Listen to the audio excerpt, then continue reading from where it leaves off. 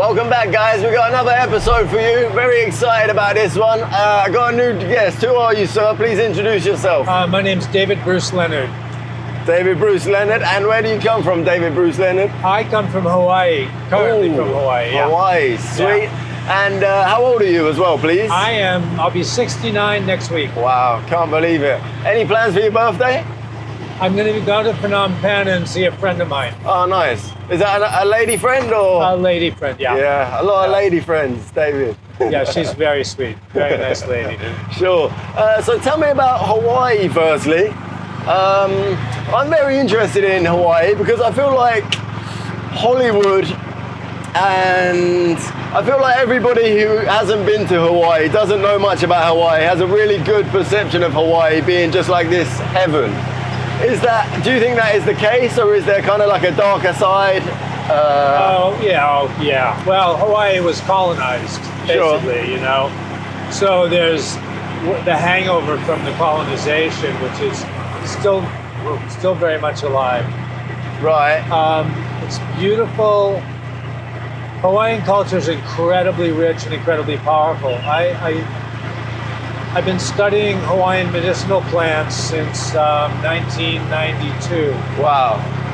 And I had a lot of Hawaiian teachers, so I have a tremendous respect for Hawaiian culture. Okay, sure. Culture, yeah. And the local. So can you explain what you do for a job as well for us, please? Oh, I practice Chinese medicine, which is acupuncture and herbal medicine and diet and deep tissue body work and martial arts. Yeah. So I practice and teach all of those. But I specialize in tropical plant medicines. And what does that mean? Edibles and medicinal plants, edible and medicinal plants in the tropics and subtropics. So I study and teach about what's out there, how to use it as medicine, and how to use it as food. Yeah, wow. Can you tell us about what you do on your travels? Oh yeah, so when I travel, I try and interview shamans and herbalists.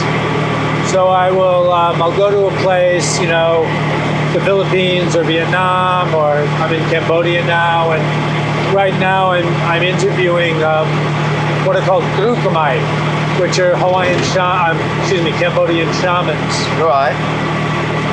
And they, I'm very enamored of traditional medicine, and people that use herbs, herbal medicine, yeah.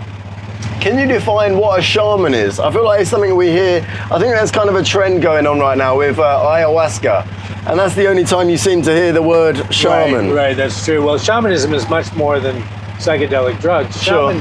Almost all cultures, I think it's safe to say all cultures have shamanic origins. All religion originated from some kind of shamanism. Right. You know?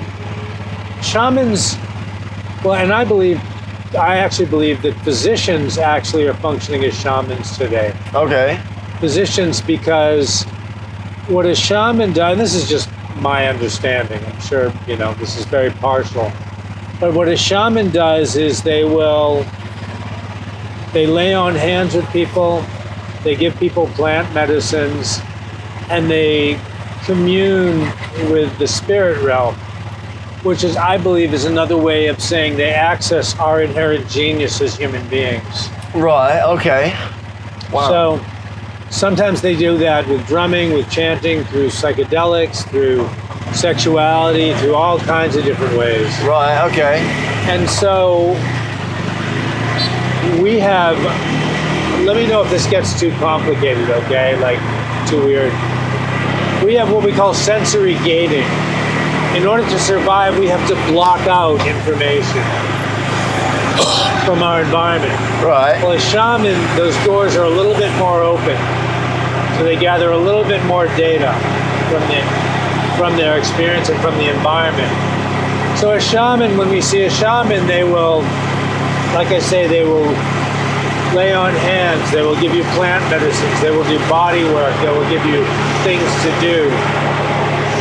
But they also go off into the spirit realm and come back and give you information. So they will transcend and come back and give you information. I don't think that's just superstition. I think they're accessing part of their own unconscious, and they're good at it, Right. and giving you helpful information about what you might need to do. So by accessing their own unconscious, they kind of they would see similar stuff than what you would have in your unconscious. Is that the? Yeah, and seeing how people are wired, and so a physician, I believe, functions as a shaman, as an archetype, a doctor. When you go to see a doctor, they're actually acting as a shaman, they just don't know it. Right. That stethoscope is a rattle. And they will go off to this other realm that you don't understand and use language you don't understand. Yeah. And that would be like Western medical language. Okay. And then they come back and they give you a diagnosis in this mysterious language. Right. Okay. So, anyway, that's my belief, hallucination about what shamanism is. And I think it's really important. I think we've lost that. We've lost those tools to help us access different parts of ourselves and of the natural world to help us heal. Right. Okay. And would things like meditation and that kind of thing come down to the same? Is it all in the same category or what? Some kinds of meditation, yeah. Right. Some kinds of meditation are shamanic. Yeah, and again, one of the reasons we're so successful as a species is we're brilliant at focusing and blocking out information. And we have intellect, we have ideas that are very important to us, and those ideas are tools. And so, but with that ability to use these intellectual tools, we also block out other information, which is also important for our survival. Sure. So you have to do it in a safe environment. Why do we block these things out? If they're beneficial, I understand that it's good for our survival, but then that makes me think, why is it good to then uncover these things? Because there's too much information coming in. So we have to eliminate stuff. Right now, you and I, there's at least 50,000 or whatever, a lot of information coming in. Sure. What's your left foot feeling like? What's the temperature? What about that car on the right? What's he saying? Right. How do I feel about what he's saying, right? And our genius as a species is our ability to block out information and focus. But sometimes the baby gets thrown out with the bathwater. Right. So we have to selectively allow more in so we can open ourselves to different ideas so we don't be so dogmatic and rigid. Right. Wow. Interesting. In terms of, in regards to herbal medicine, which culture stands out to you? Which culture is still kind of ahead? Well, I'm biased because I practice Chinese medicine, so Okay, China. I think the Chinese are head and shoulders above any other culture. Right. But they're all wonderful. And do you think, I'm assuming you think in the West we've gone way too far the other way, like pharmaceutical companies and stuff like that? Yeah, we need to come back to center. These are really important tools. Yeah. I mean, I happen to love Western medicine. Okay. I really do. I think it's fantastic. Sure. But it has blinders on. Explain what you mean by blinders, sorry. Well, a lot of the information comes from pharmaceutical companies Yeah. who are financially motivated just to give information about how they can make a profit. Yeah. So very good science is bypassed around plant medicine and alternative medicine because there's no money in it. Sure. And do you think it is kind of the pharmaceutical companies against herbal medicine, or do you think there's ever a middle ground where they can kind of work together? Oh, I think we need both. Ooh. Both separately or both working together? I would like to see them working together. I really love Western medicine. I just really can't stand corporate psychopaths. Yeah, okay. Oh yeah, I find it really interesting that you say you love Western medicine. I always had the kind of mindset it would be you're either completely one way or completely the other way. No, Explain I to like me. anything that improves people's quality of life. Sure. So what does kind of Western medicine have that herbal medicine doesn't? Is there anything that kind of stands out to you that? Oh my God! I mean, science and molecular medicine is freaking incredible. Oh my God! But I tell my students that science can see the forest for the trees, and holistic medicine can't see the trees for the forest. Right. So science focuses on that one molecule that's messing stuff up, but they lose the context. Damn. Okay. Herbal medicine focuses on the big picture, but they lost the powerful tools that move molecules around. That's really interesting. So science can see the tree but not the forest. Yeah. Yeah, wow. Wow, that's interesting. But yeah, but both is good. I like the fact that you say both is good. Usually you find gurus on YouTube and stuff, as I say, very much one way or the other. But that's nice. You kind of got a happy medium perspective on it. Well, and I'm looking for truth. Yeah. Seek And truth. Truth is what works at one level, especially around healthcare. Yeah, so true. Okay, next question. What is the most underrated herb or plant that you think could benefit everybody? I don't know if they took it every day. Underrated herb. Ginger. Ginger. Ginger, yeah. Why? Because it does, and licorice also. They both do they're very good at a lot of different things. Okay.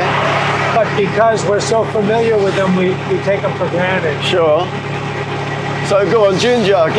List a few things for me why we should take more ginger. Ginger is liver protective. It's anti-inflammatory. It speeds the healing process. It's really good for nausea. It helps digestion. It can open the lungs. It can. Oh my God! It just goes on and on and on. Right. Wow. Science is vast. Interesting. Yeah, I very rarely eat ginger. So yeah, that's good to know. And what was the other one, sorry? Licorice. Licorice. Licorice is, I think of it like a Swiss Army herb, you know? It has all these different tools. Licorice is very good for adrenal stress. It's antimicrobial for infections. It's a mucosal vulnerary. It works on the mucous membranes. Right. It increases mitochondrial function. It's very anti-inflammatory. Sure. Yeah. Wow. There you go, guys. Licorice and ginger. And daily? Both of them daily, would you say? Yeah. Licorice not too late in the day. And licorice not so much with, if your blood pressure is really high, then you want to monitor your blood pressure. Okay, wow. Yeah. Good information, thank you. What is the biggest misconception people have about herbal medicine? There's two misconceptions.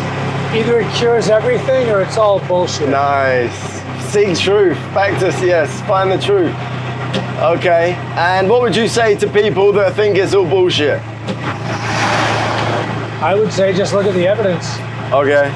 I mean, plants are pharmacologically active.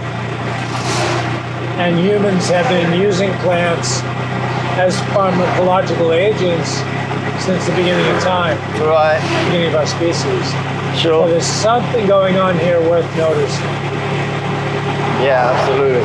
Is there anyone you'd recommend on YouTube? I know we spoke about Dr. Huberman before, but if people want to research some more on this topic. For herbalists? Yeah.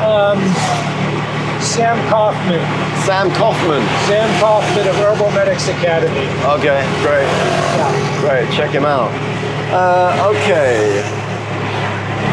Okay, moving on to Buddhism. David, can you tell us about your experience with Buddhism? I became a Buddhist when I was 16, and I gave it up when I was 36. Okay. But I've come back to practicing again now at 68.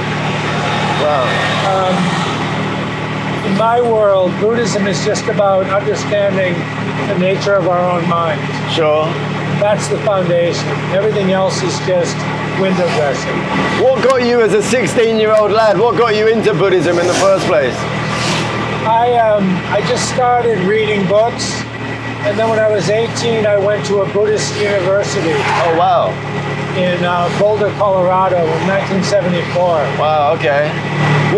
So tell me something, what did that chapter of your life teach you? If you were going to list the sort of 1, 2, 3 most important things you learned in that chapter that kind of apply to everybody, what would you say? That chapter when I was young and in Boulder, Colorado was that I can follow my passions without destroying my life. Explain that. That even now, when I think about it, I think about those days, and even though I was very naive in some ways, I was so passionate. And that passion has served me well as I age, because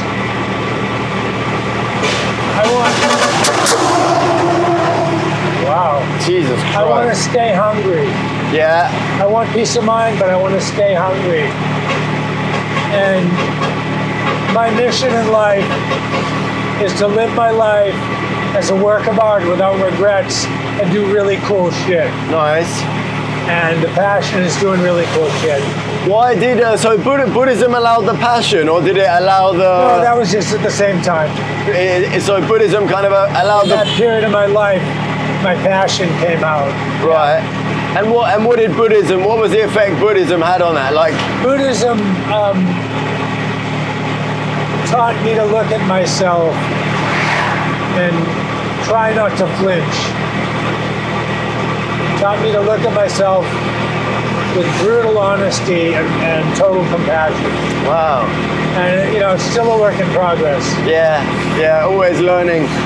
What made you give it up when you were 36? I was in crisis, and I started doing psychotherapy. Okay. What is psychotherapy for those that don't know? I had a therapist, cognitive behavioral therapy, Okay. And I got more out of 1 year of therapy than I did out of 20 years of Buddhism. That was and I said, fuck that. Wow. Now I see that my expectations weren't reasonable. Okay. My belief is Buddhism is not designed to address the same issues that therapy addresses. Yeah. They're different tools. So it's the crisis. You really needed the psychotherapy at that one point in your life, but the Buddhism was. Yeah, okay, that's interesting. And just decided to start learning again and practicing Buddhism. And then once I realized that my expectations were not reasonable, then I said, okay, well, yeah. So what about you? What did you get out of therapy? Therapy? Oh. So long as you put me on the spot. Well, did you get anything out of therapy? No, I did. What did I get out of therapy? I'm trying to think about. I think a lot of mine was based on like anxiety and stuff, social anxiety, and I think a lot of it was kind of like breathing techniques in the moment. Also, I think putting less pressure on myself. I've always been very ambitious since I can remember. Oh yeah. But also in my younger years, or even 2 or 3 years ago, very very lazy as well. And those two things are not those good. Are values conflicts. Yeah. Terrible combination. It's like passion for life and peace of mind, Sure. And I think with therapy it was just a bit more accepting. Let's stop rushing, chill out a bit. It's interesting what they say about when you by chilling out and taking things slow, things actually move a lot faster for you in the walking slow in the right direction is better than going fast in the wrong one. They just said there's a UFC fighter, a mixed martial arts fighter called Alex Pereira, and he's one of the hardest punching guys in the division. And they say when he punches somebody, it makes a different sound to anybody else. Wow. And there's some science they've done on it, and the reason they say he's able to do that is because of how calm he is as a person. So it's talking about he's not tensing up to punch somebody. He's the most relaxed guy in the division, and that allows him to get. But his structure is good. Get the power. It's really interesting how that works, right? Yeah, that's great. Sorry, I didn't mean to throw a monkey wrench in. No, you're good. I wasn't ready, but I appreciate it. What does your daily mindfulness practice look like today? Whenever I find myself under stress, like I notice that I'm triggered, I watch how I'm responding to my own body. Okay. And the thoughts that arise when I'm doing that. So, yeah, or anytime I happen to think of it, I bring myself back here and think, what's my mind doing right now? What is my state? So sit and observe. Instead of trying to figure it out, it's more just about sitting and observing it, right? Yeah, noticing how my own brain creates my realities. Okay. And how does that actually benefit? What does that do? What does that allow you to do? It's just what's real. It's just seeing what's real. What's real is that, you know, I've been saying recently that 90% of my social interactions are hallucinations. Right. Like, this guy's a good guy, he has a tuk-tuk. This person's a jerk, they did this to me, right? Yeah, sure. It's all true, but it's partial. Yeah. And those are hallucinations. Absolutely. So just seeing, I'm making up a story about Sam. Or I'm making up a story about this person or that person. And then noticing how I do that. Right, and it's kind of, is it projections as well? Is that what you're doing? Projection, yeah, exactly. Right. So by sitting and observing, it makes it easier to just accept things for what they are. Is that the kind of general gist? Just to see what's real. Wow. Yeah, to see what my own brain is doing. That's interesting. It's funny, when I hear stuff like this, I think my brain kind of works, I'm looking for solutions and answers, but quite a lot of the whole Buddhist mindset and the mindfulness mindset isn't necessarily answers, is it? It's more about just accepting. Oh yeah, emotions are like the fucking weather. Yeah. You know, it's like complaining about the thunders, like this morning, right? I told you, I woke up at 2:30 really pissed off, right? Yeah. So I just tried to sit with it and watch it go through me. You know, wow. Again, I'm not going to complain about it. I mean, I don't want to go there, but I don't want to dwell on it, but I don't want to ignore it. Yeah, sure. Just sit and observe. Wow. Do you believe in the power of manifestation? And how would you kind of sell it, or somebody who thinks it's a load of rubbish and it's all made up, what would your speech to them be if you wanted them to get the benefits from it? Well, how we think determines how we behave. And how we behave has a large effect on our quality of life. And how we think has a large effect on our quality of life. Yeah. But it doesn't mean we're all powerful. Some things I cannot think my way out of. Mm-hmm. You know? So it's very powerful, but it's a limited power. I think this is exactly the outlook I've kind of had. I think a lot of people describe it as like, I'm at one with the universe, or if I think about it, the universe will give it to me. But so what you're saying is, if I think about this enough, when the right chances come up in the future, I will make the decision that aligns with that. Yeah, it's like a toolkit. Like, manifestation's like a toolkit. I have these tools in my toolkit, but there might be something I come across that my toolkit doesn't work on. Sure. And there you go. So you can't manifest the ability to fly like Superman? Nope. No, I can't. Maybe some people can, but I can't. Got it. And even if I could, it wouldn't be worth spending 40 years doing it when I could take a plane. Yeah, okay, fair. I feel like this is a big one now with the younger generation. I think a lot of people don't spend any time at all just alone with their mind. We've got so many distractions now. People watch Netflix or listen to podcasts to fall asleep. What would you say to someone, and I think when you talk to these kind of people about meditation or something, they would say like, that my mind's too active, or my mind's there's too much going on, so I can't sit and meditate peacefully. What would you say to those people? Well, I don't usually talk to those people, but if I did, I would just say what's true. what's true about your mind, Right. and look at that. What's the truth about your mind? How can you? Are you seeing that truth? Are you experiencing that as truth? Okay, but it definitely can be quite daunting at first, right? The idea of sitting. Oh, it's fucking horrible. Sitting alone with your mind for I mean, it's like trying to nail Jello to a wall. Yeah. So how would you, if somebody wants to start, how would they? Good question. How can they get through the first couple of sessions? I would use a trigger. Go on, explain. Like every time, like I used to have a watch that beeped every 20 minutes. Sure. Used to drive my patients crazy. Right. And every 20 minutes, I would do a breathing exercise. And after 3 weeks, my breathing changed. So I would do that with mindfulness. Get a watch that would beep every once an hour, just beep beep. And then notice every once an hour what's going on with my mind. Okay. Or every time I touch a doorknob, or every time I'm upset. I like that. that. So little and often instead of trying to do. Or what's happening when I'm having an orgasm, Okay, sure. What's my mind doing? Oh, I've heard about the orgasm one. Apparently you can. That's a big time to manifest things when you're during an orgasm. Have you heard that before? Yes, or just before. Just before. Yeah, because that's a shamanic practice that opens our unconscious. Right. I believe. Wow. Yeah, so we're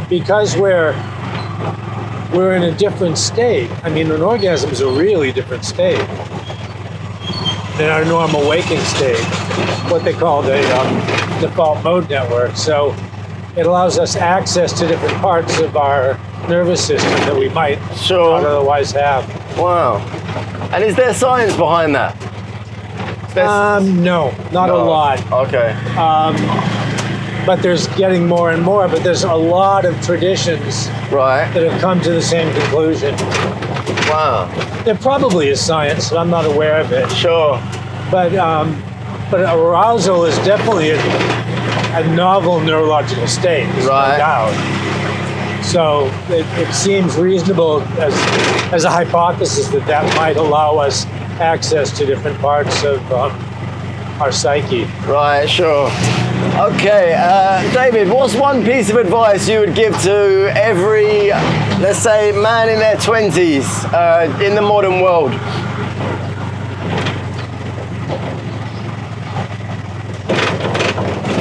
Decide what kind of man you want to be and move towards that. Okay. And don't waver. Don't wait, just go straight for it. Go straight for the kind of man that you want to be. And this has nothing to do with career or anything like that, I'm assuming, is it? Oh, could be. But it's really about taking a good long look in that mirror, being brutally honest and totally compassionate. Okay. And then deciding what kind of man you want to see. Wow. Because when we behave in a way that contradicts our own values, we drive with the brakes on. We drive with the brakes on. Wow, that's powerful. Yeah, don't do anything you're ashamed of, and don't be ashamed of anything you do. Nice. I like that a lot. I had a 19-year-old on a few weeks back, Teen his name, and one of the questions was, who would you, what do you want to be in 5 years? And a lot of people go like, oh, I want to be a lawyer or a barrister, whatever. He said, I want to be a good friend. Great. I thought that's beautiful. That's awesome. Some wisdom on a 19-year-old. Great, yeah. Okay, so what's your advice? What about yourself as a 25-year-old? Would it be the same advice, or would there be anything more specific to you that you would say to your 25-year-old self? I would say do therapy yesterday. Really? Yep. Is that because you needed it personally, or because everyone should? Well, because I needed it personally. Sure. I was just about to meet my wife, and we ended up getting divorced, but I think if I had done therapy, I know if I had done therapy, I would have approached the relationship very differently. Right. Damn. That's powerful. Damn. How long were you married for? We were together for 8 years. 8 years. Yep. Damn. Wow. Wow. Are you still friends with her? Yeah. It was a long time ago, and she's been remarried for 25 years. We're still. I remain friends with most of the people I've been with. Yeah, that's good. Yeah. Very mature, David. Well, try not to burn bridges. I love them for a reason. Give me some advice on the subject of love. I feel like I'm good. I really like who I am these days in terms of relationships and stuff. I feel like I've come a long way, and I feel like I'm a good partner and the kind of partner I'd want for my daughters or whatever, Yeah. One thing that I thought would kind of change as I've so jealousy, basically. Jealousy is a problem I still find myself having in relationships. I thought when I was younger, this is gonna go away. This is all down to like insecurity in yourself. Not feeling great about yourself, right. Needing to achieve things first. Now I feel very happy in who I am. I'm very, very confident. I don't feel insecure so much. But the jealousy kind of thing still feels the same. And I communicate it better, I handle it better externally, but internally it still kind of messes with me. I don't know if that's something you know about or good advice? So I guess first off, jealousy is not a character flaw. Okay. It's not something you need to get rid of. That's jealousy is not even necessarily a problem. The problem, any more than any other feeling that we have. Right. The problem is how we respond to our jealousy. Sure. That's the problem. Yeah, got that. So, it's a matter of, some people are more jealous than others. Mm-hmm. And that's okay, But I think it's a matter of knowing what works for you in a relationship and what doesn't. Go into that. What do you mean by that? Well, like I can't be with somebody that flirts. Sure. It doesn't work for me, So some people it doesn't bother. So we all have different areas that, and then maybe I could work with that and maybe not, but ultimately at some point it's going to be beyond what I can work with. Sure. So I want to be with somebody I'm compatible with. So I think having clear agreements, like just telling my partner, it doesn't work if you flirt. I know you're going to be attracted to other people. I know you're going to want to have sex with other people. Sure. That's normal. Yeah. I don't want you to encourage them. Okay. So that's for me personally. So lay down boundaries. Yeah, and just say, and it's a learning curve. So. She gets to make mistakes, I get to make mistakes, but as long as we're diligent and working towards being totally honest with each other. Sure. Okay, yeah, that's good to know. And for me, I also don't need to hear about every attraction she has. Yeah.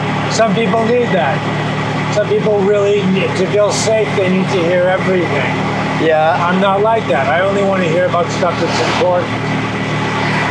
So I don't think there's a right or wrong way to do it except for transparency and clear communication, clear requests. I like that. I think there's so much, you probably don't see it so much, but there's so much these days kind of making a divide between women and men, making women hate men and making men hate women. I think it's very common for young men now to think all girls cheat. It's like human nature. We kind of have been brought up in a generation where it's easier to throw something away and get a new one than it is to fix the broken thing, And I think that really comes across in relationships. So how can you kind of trust? How can you block out the noise and really kind of trust your person to not let that kind of outside noise affect you too much? I don't know. That's a really hard question. I don't really have an answer for that. I know that there are things about being a man that are different than things about being a woman. That's my observational belief. Absolutely. That come with the package. I think I'm going to riff a bit on a tangent here. Sure. I won't be long on it. But ever since we've had birth control and feminism, I think they're both really, really important critical stages in our evolution.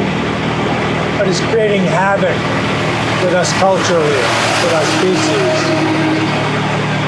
So I don't know. I think it's all new territory, and I don't have an answer. I don't know. Sure. Yeah, tough. It's unexplored for our species. Yeah. Yeah, absolutely. One thing is, though, I feel strongly is that there's nothing you can feel that is worth being ashamed of. There's nothing you can experience as an emotion that is worthy of shame. I like that. But how you handle it, It's your behavior that matters. Yeah. Not what you're noticing or feeling inside. That's good to hear. That is good to hear. No, I appreciate that. How can young men build discipline in a world that rewards distraction so much? Again, a lot of ambition, but a lot of laziness and pleasure seeking. By looking in the mirror. Sure. Yeah, and seeing what kind of man they want to be. Okay, same. Yeah, same. Yeah, and also, yeah, and it's hard, right? Those algorithms are powerful. Yeah. Yeah. Yeah, absolutely. So by looking in the mirror, does it kind of build something in your subconscious that then makes you make the right decisions? It's just a reminder that, yeah, noticing how our mind works, and if I give in to this is going to be the consequence. It's like when we're young men, you know, we have sex with a lot of people. If we're lucky, we have sex with a lot of people. Sure. Eventually, we start seeing where that road goes and it loses its appeal. Yes. After a while, it's like, oh, I know where that goes. I don't need to do that anymore. Right. You know? This is really interesting. I've spoke with a couple of people about this before, but this is something I've really felt in the last sort of 6 months to a year. I really feel now sleeping around and sleeping with strangers when you're drunk. I thought it would be something I enjoy and love doing for the rest of my life. But now I almost feel like I'm feeling more empty and incomplete than ever when I do that. I mean, it's good in the short term. It's an ego boost. You feel good the morning after. But after that, I just feel, as I say, that kind of emptiness. Is that a common? You can wear out the batteries on that. Sure. But you know, I also think it's important for young males to experience that on some level, so that when they're older, they don't. Because I know a lot of guys who are in their 40s and 50s that never did that. Yes. And they're always wondering. And they're the ones that end up cheating. Yeah, they get the arm candy and they buy the sports car. Yes. And they don't realize that it's not going to get them what they want. Midlife crisis type of thing. Yeah, I completely agree with that. I almost say this is very unpopular to the young men now. It's a really big thing. Men going around saying like, oh, if a girl's got more than a body count more than 5, she's not wife material, etc., etc. My mentality has always been, hey, if my girl fucked around from 18 to 21, experienced everything, we meet later on in life and then we're happy together. I know when we're 40, 50, she's not going to be having that same wondering what else is out there. So I've never been able to understand that. I've never felt like somebody else's sexual behavior had turned me away from them, unless it was dangerous, you know. Yeah. But no, I never judged that at all. Yeah, that's the thing. I think that probably comes from young men and their insecurities these days, to be honest. Oh yeah, they don't want to look bad. Rather than upping their game, they want to find somebody whose game is not as high. Yeah. Yeah. I'd take a woman with experience as well. That always seems to be the better option for me. What does freedom mean to you now at this stage of your life? I want to go back to something. Sure. So yeah, when you were talking about young men, and there's something called malicious envy. Sure. So this is something I wish I had told myself when I was 25. Okay. I realize now that in my life, because I was quite successful as a young man, that men would treat me really badly. Okay. And I didn't understand that it was just malicious envy. Sure. Rather than upping their game, they wanted to take me down. Yeah. Crabs in a bucket mentality, right? Exactly. Sure. Exactly. Okay, and then freedom. Freedom is to me. I differentiate between liberty and freedom. Okay. Liberty is a political thing where we can move in the world. Freedom is how much I am able to navigate my own mind. To me, that's freedom. Okay. Because we're always limited by the environment and situations. But we're a lot less limited by our own mind if we choose that.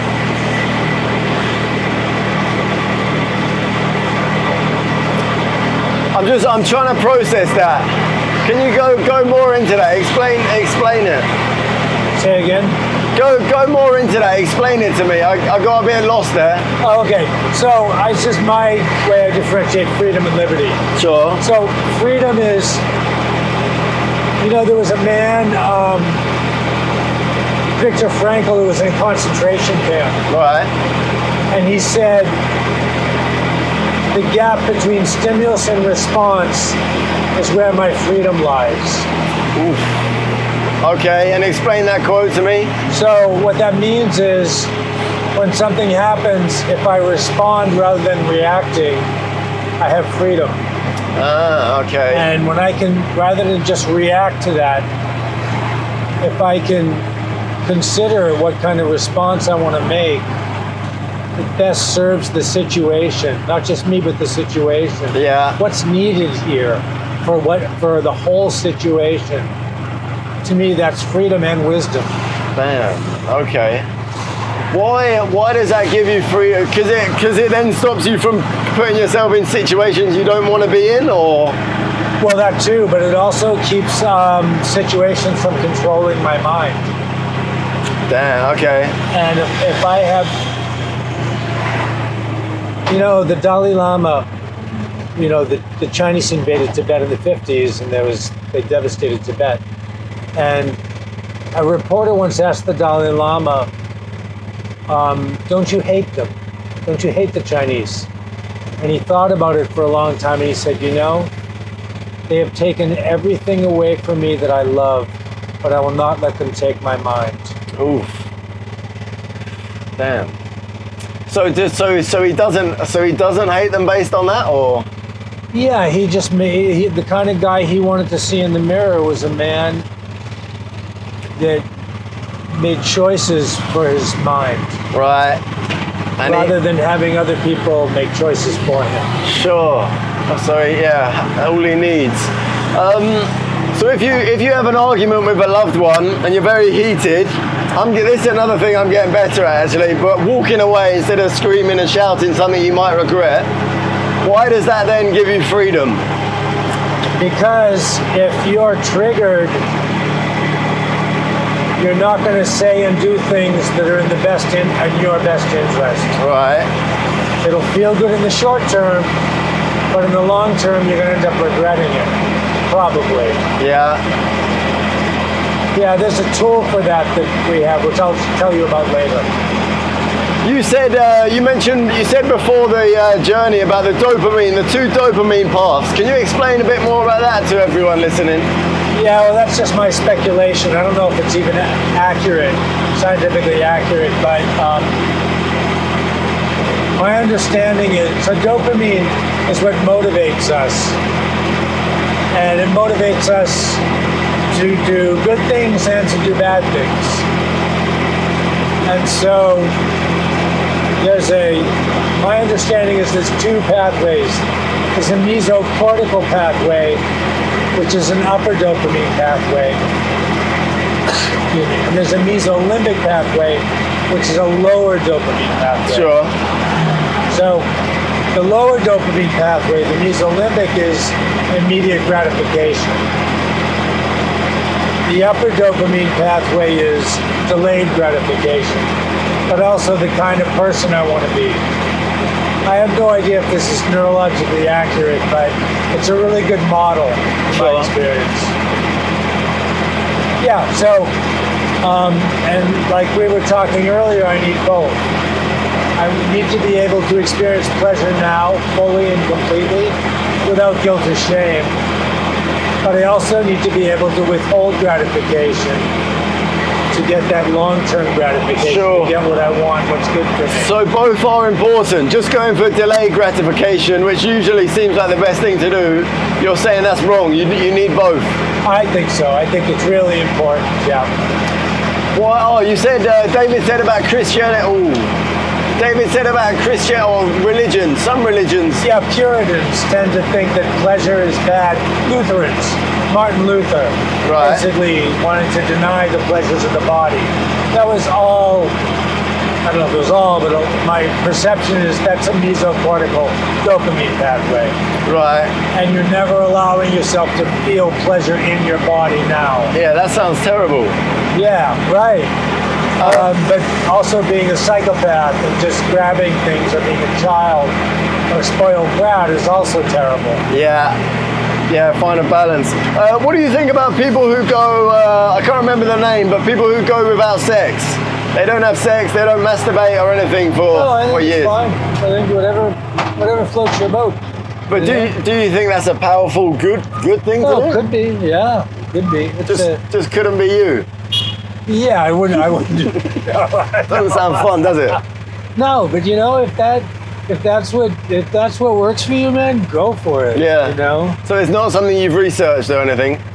No, although in the Taoist practices that I do, there's very, very little ejaculation, almost never. Really? Yeah, so that's withholding gratification. Yeah, but it's also getting lots of pleasure. So it's really both. It's like training your body to hold pleasure. I believe, in the aroused body work that we teach people to increase their physical capacity for pleasure. Right. So then getting pleasure in other ways instead of the typical. No, even sexually, increasing sexual pleasure. But still from masturbation, sex, ejaculation, or from. Well, there's specific techniques and there's things you can do in your body to teach you how to increase the pleasure you experience during sex.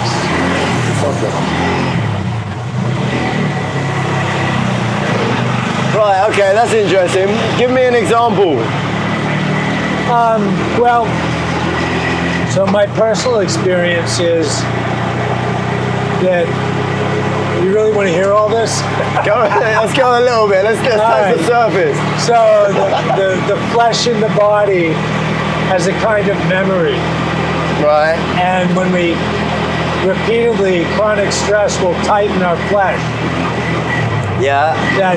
That tightened flesh does not allow chi and blood or chi and blood and lymph to move.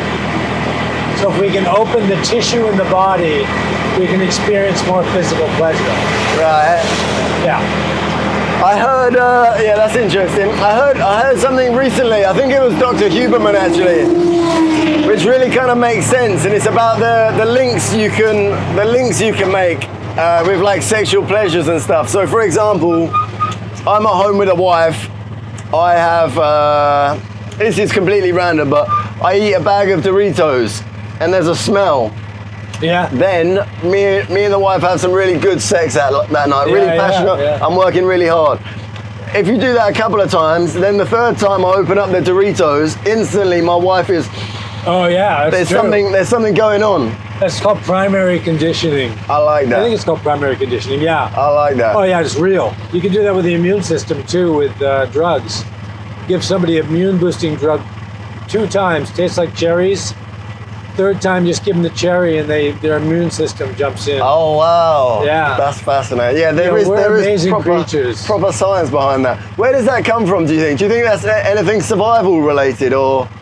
Yeah. It's exactly, it's survival related because, and that's what trauma is. Basically, it's the same thing. Ah, yeah. Of course. Yeah, it's like this thing means this. This experience means this. And if I survived it last time, or this experience means this.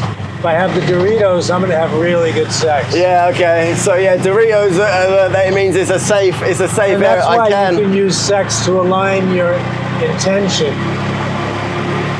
You can, if you're in an aroused state and you set an intention, Yeah. your unconscious mind. This is my speculation. Your unconscious mind will start to align to that outcome. Sure. And we'll start in the world. You'll start to behave in ways unconsciously that align you to that. That is fascinating.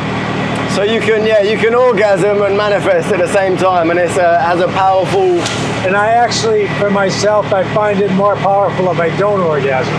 You can do it with orgasm, but if I stop just Edging. before I'm going to orgasm, David, I do that 2 or 3 times, and then my brain's going, man, I want that thing.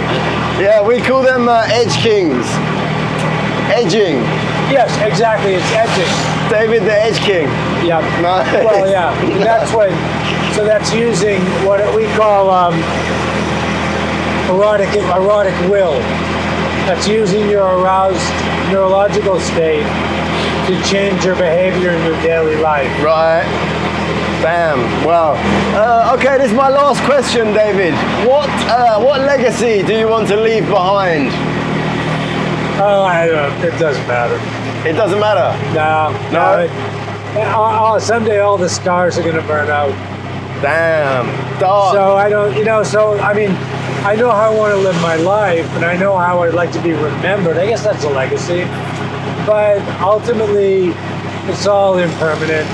Everything goes away. Nothing is that important. Yeah. So I just want to be a good man and live a good life. Yeah, I like that. It sounds very dark and gloomy when you first say it, but I actually think that mentality is very freeing. Well, it's true, and so. Yeah, wow. So what would you want to be remembered as then? A good man. A good man. Yeah. Not a great man? No, just a good man. Just a good man. I know myself too well. Mostly a good man.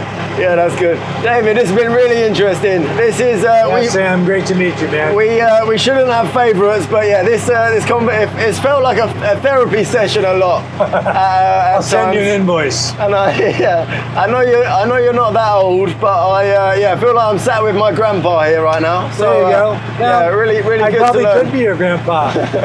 Really good to learn from you, man. Yeah, you too. What's the last thing? What are you doing in Cambodia? Oh no, sorry, we know what you do already. But what are your plans for Cambodia? Why do you like Siem Reap? Oh, I just I want to.